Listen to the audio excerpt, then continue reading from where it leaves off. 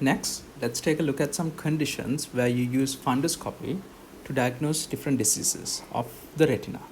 The first one is called age-related macular degeneration, also called AMD.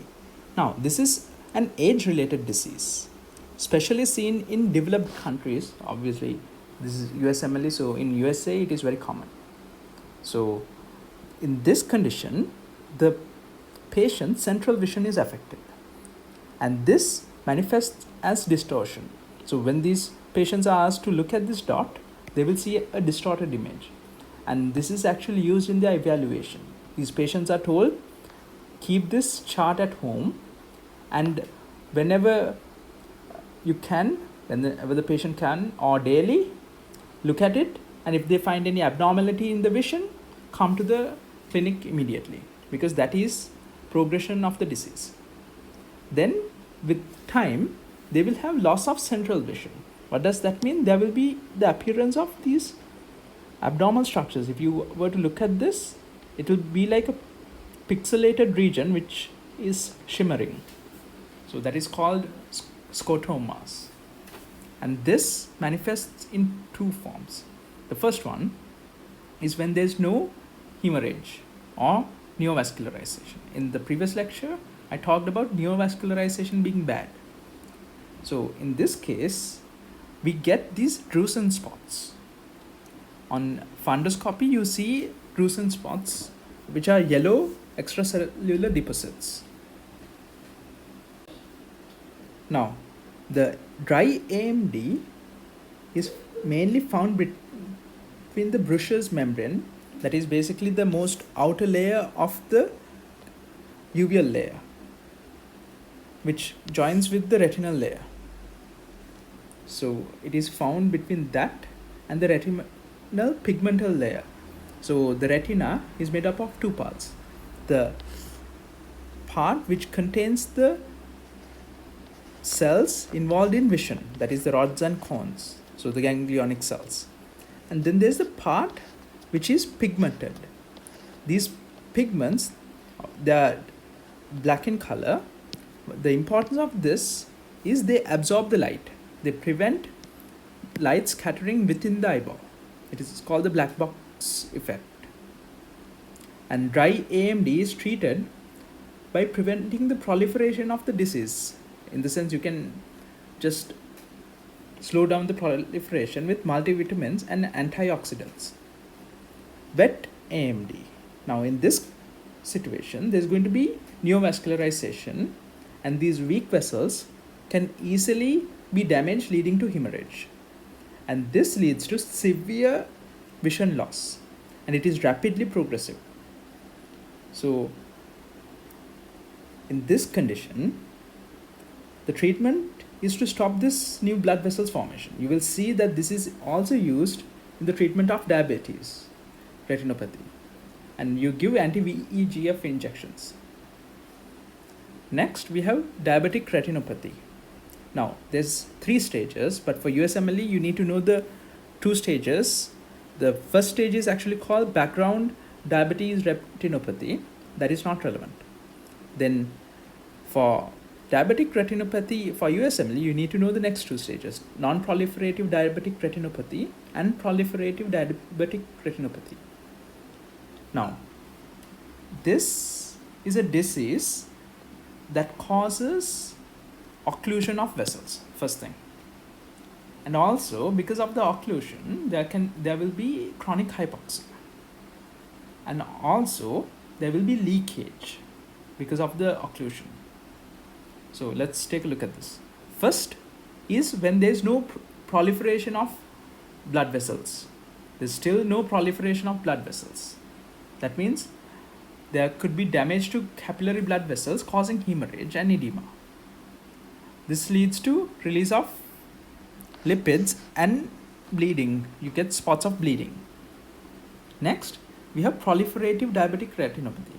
Now, when there is chronic hypoxia due to an occlusion, let's say there's an occlusion here. Okay, sorry, wrong diagram, but let's say there's an occlusion here. That leads to ischemic damage to the retinal cells, and those cells will release vascular endothelial growth factor causing neovascularization. So this causes ischemia of this region, and then there will be VEGF produced to form new vessels. Now this is bad because these vessels easily break and can cause hemorrhage, leading to vision loss. Next, they can also cause retinal detachment. That is, basically the retina is going to detach from the underlying uveal layer. So from the underlying choroid, they will detach, and usually if there's a tear, it's called regmatogenous tears. There can be fluid, that is vitreous fluid, can enter into this space. So just imagine what will happen to the nerves here. Those will be damaged, leading to loss of vision. Now, the treatment for non-proliferative diabetic retinopathy is basically controlling blood sugar levels, because these patients usually have a fluctuating type of vision loss. So when their sugar levels are high, they have symptoms of vision loss. When it is under control, they have normal vision. But if it progresses into proliferative diabetic retinopathy, you need to stop the proliferation of these new blood vessels. And the treatment is same as for AMD, wet AMD, that is anti-VEGF injections. Next, hypertensive retinopathy. Now, this is a condition when there is malignant hypertension or chronic uncontrolled hypertension that will lead to flame-shaped retinal hemorrhages, microaneurysms due to the high pressure, then macular stars, basically these spots, these are exudates, and cotton wool spots. Now, cotton wool spots is also found in diabetes retinopathy, the background diabetic retinopathy, and also there can be edema of the papilla.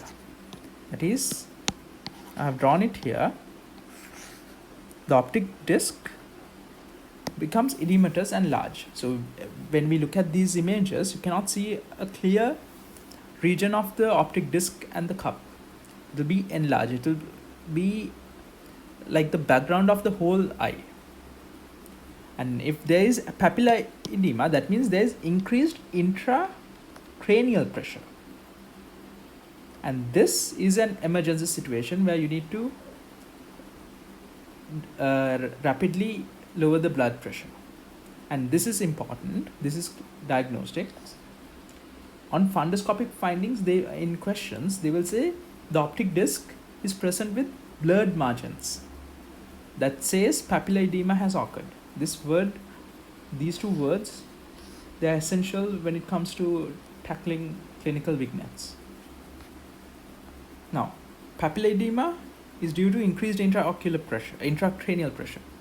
It's not due to a single eye disorder, so it means that both eyes are affected. Next, retinal detachment.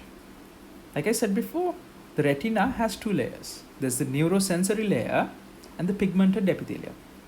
So the neurosensory layer contains the photosensitive cells, the rods and the cones, while the pigmented epithelium absorbs the excess light. If there is a break in the retina, it can cause vitreous fluid to accumulate under that. And just imagine that when I explain this, what happens to the color of the whole fundus image. So that region is going to be mixed with aqueous fluid, which is 99% water. And that region appears pale, first thing. It appears more pale compared to the other region. The next thing, you can see a well demarcated border between the normal and the retinal tear. The next is they appear crinkled. It's like a t-shirt which you just took out of the laundry. And this also causes the blood vessel direction to change. If they were supposed to go in this normal direction, they will change their direction. So 3 findings. One is a pale, well demarcated area. Second, we have the crinkled appearance of that area. And third, we will also see blood vessels have changed their directions. And this retinal detachment is very common in a condition called high myopia, that is myopia with greater than 8 diopters of defect, or with a history of head trauma. And it usually affects a single eye. And you must do surgical repair to these patients. Next, we have retinal vein occlusion. Now, if you were to get an eye that is just full of blood, it is just filled with blood, it is usually the fundoscopic findings of a retinal vein occlusion. Now, what happens is, think of it like this. So, first, we have arteriolar occlusion, and that leads to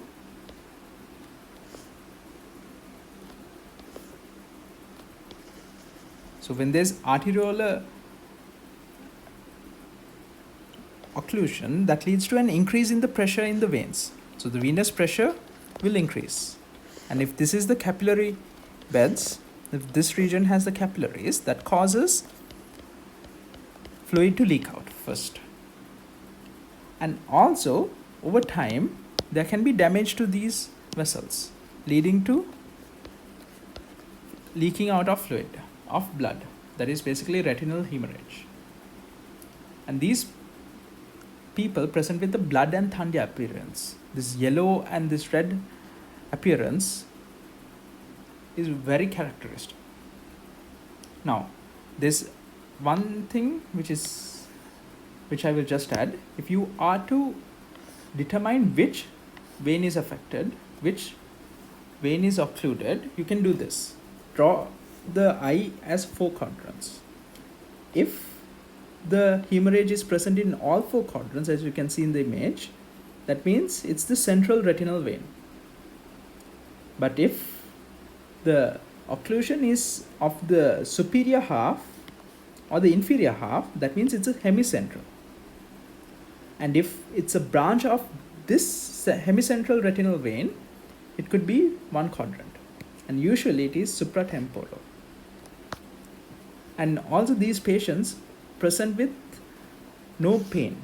Pain is not a symptom that they present with.